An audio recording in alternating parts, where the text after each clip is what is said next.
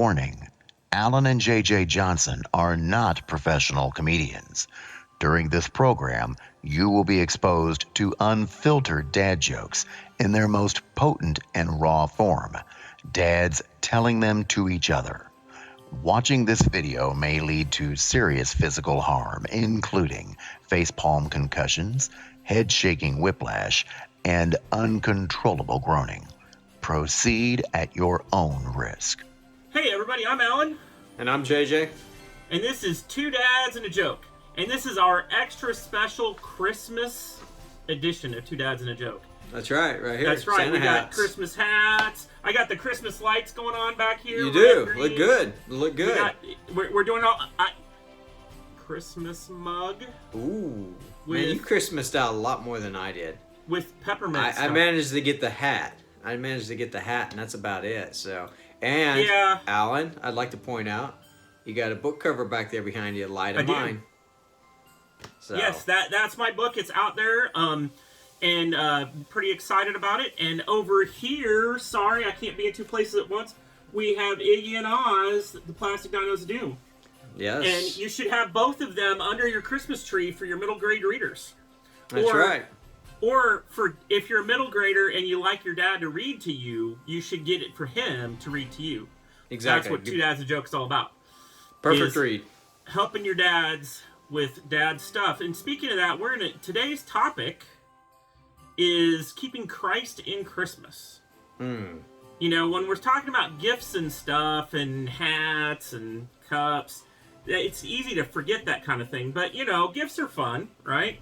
Yeah, they're a blast. Yeah, I was talking to my daughter's boyfriend the other day about Christmas gifts, and my wife's in the room, and I was saying, you know, I could use a tactical pen, and she's like, "What?" She looked at me kind of funny, and without missing a beat, my daughter's boyfriend says, "Don't you mean tactical?" And then without missing a beat, my son says, "That dad joke was tacticruel."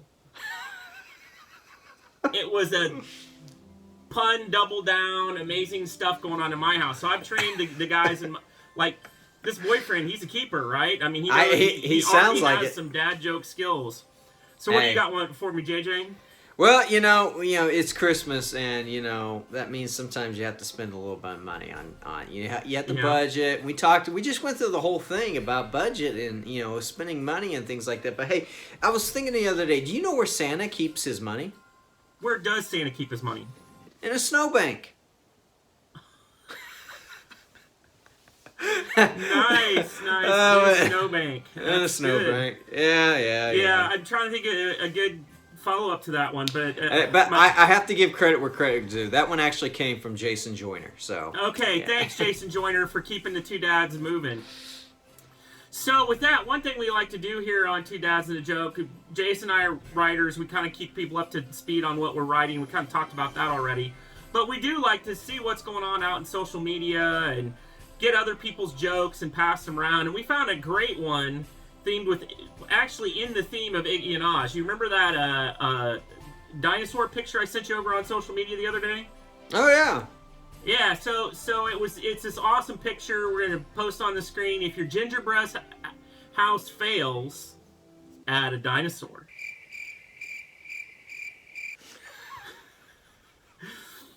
Anyway, that was a really cool picture that came from Practical Homeschooling. We're going to share that out, make sure that you've got these kind of great dad helpers this holiday season. So, JJ, you got another joke for me? Yeah. So I was chatting with my friend Becky Dean the other day. I don't know if you know her or not, but she's a part of my... I do know Becky. Yeah, she's very nice, big Baylor fan. I'm a big Sooners fan, so we have a little bit of a rivalry going on there. But she told me, she says, you know what goes ho, ho, ho, thump? What goes ho, ho, ho, thump? Santa laughing his head off.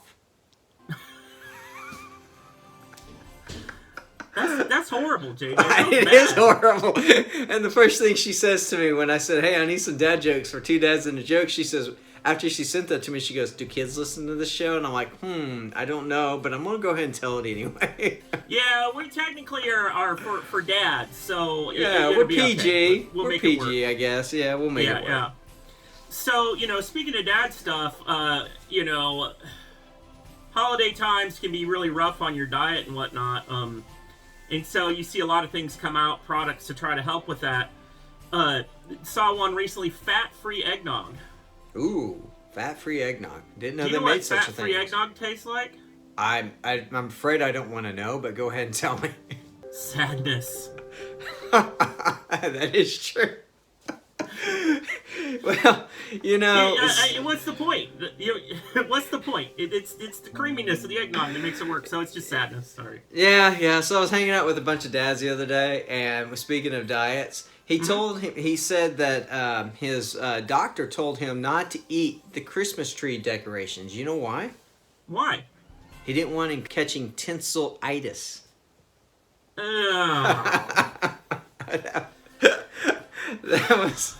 Okay, that was a horrible. We gotta stop. With these jokes, people right? are probably already shut off the channel right now. Yeah, it's already over. It's over. So, but kind of bringing it back around to Christmas and kind of the reason for the season. I think for me as a dad, we did all the fun stuff, right? Like eggnog and gingerbread houses and Lego the Lego Christmas things you build and trees and all that. But it has been pretty important to me to make sure that we're keeping Christ in Christmas. And so we've got a number of different things we do around my house to try to make sure that happens. And so, JJ, do you have the same concerns? Yeah. Christmas is always a busy time, and right now it's an exceptionally busy month, mainly because, work's winding down. We have some students from Japan that are staying with us for this month. And so it's just kind of chaos right now. But, starting tomorrow is kind of when we start getting into the Christmas week. I always take a few days off, hang out with the family, and really just chill. No, don't be in a hurry. Don't have anything on the agenda. Put the phone away. Don't listen to social media. Just stay off of it and just enjoy time with the kids. One thing that we always do around our Christmas time is every year we go to our Christmas Eve service at church. It's a candlelight service, and it's the whole family. And my wife, her sisters, her sister's husband, and of course her mother. And we just all sit together and we spend that time in worship. Our kids are with us in the service, and then afterwards we go over to my mother-in-law's house, and we have a big family dinner. And to me, nothing's, I love family dinners, and we eat crab legs, so it's not traditional type of dinner. Yeah, we crab legs, that's a whole different thing. Yeah, do seafood. And then what we do is we sit down and we read the Christmas story. We read out Luke chapter 2. And because before we start exchanging gifts, we want to talk about the most important gift that we've all received, and that is Christ. Who has come to redeem us basically for our sins. And so we always bring that focus back to Christ during that time. And when we do exchange gifts, the kids get a ton of gifts. Most of us adults, we just draw names and hey, that's our specific person, and we have a limit like $20-$25, and that's it. And so it's not about so much receiving a gift, it's just having fun, being with your family, and really keeping the focus on on why we celebrate this time.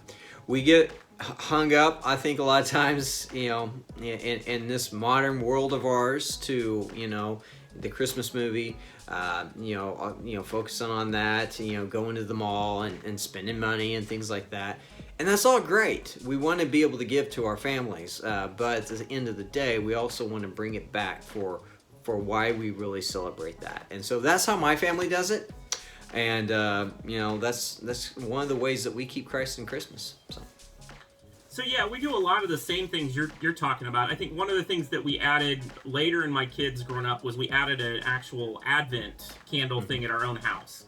And so actually we're going to put a link in the iCard to some resources for that, just because I didn't really know about this or think about it as a family activity. But there's a lot of stuff. When I was a kid, we had kind of the Advent tree that had little candies tied to it. We didn't have any money, so it was a big deal to get that little bit of candy every day throughout. But my mom did a good job of kind of reading scripture and that sort of stuff. So I always thought that was an important reminder, kind of daily reminder of, you know, this is what Christmas is really about, is, you know, these various verses and things that went with the scriptures. The other thing is we do Christmas activities like choir concert, and kids are in a theater troupe that does like Charles Dickens, you know, Christmas Carol, that kind of stuff. Cool. That kind of drive, you know, there's always a Christian message in what they're doing. And I really appreciate the choir director, because it's not a school kind of thing. It's an extracurricular kind of choir, but the choir's Christmas concert is a like Christmas concert, right? It's all kind of Christ focused songs, and it's just really nice that way. I think the other thing to your point, you know, we definitely read over the Luke chapter 2 before we open gifts.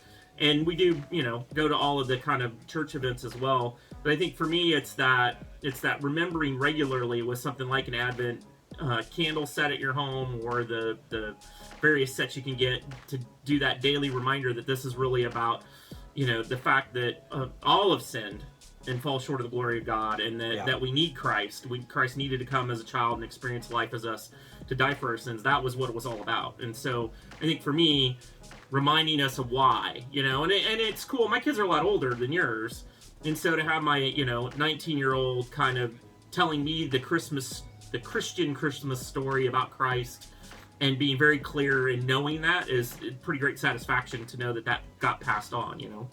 Yeah. So I did mention a minute ago about the Charles Dickens, right? And he has that famous book, Christmas Carol. You know what happened? It fell on my foot the other day. You know what happened? No, what happened? It hurt like the Dickens. I should have seen that one coming, man. You know, you were talking about advent calendars a while ago. We have one too. With little kids, you know, in our crazy schedule, sometimes we miss a day. But yeah. I was hearing the other day that it's getting harder and harder and harder to buy advent calendars. Did you know that? Yeah, because their days are numbered. Oh, wow. Oh, I think we've exceeded our maximum load limit of dad jokes for the evening. Somebody has caused himself a facepalm concussion tonight. Like, yeah, that's right. There's definitely some uncontrollable groaning going on out there in the audience on that one. That's right. For that, I'm Alan. I'm JJ. And this is Two Dads and a Joke. We'll catch you next time. See ya.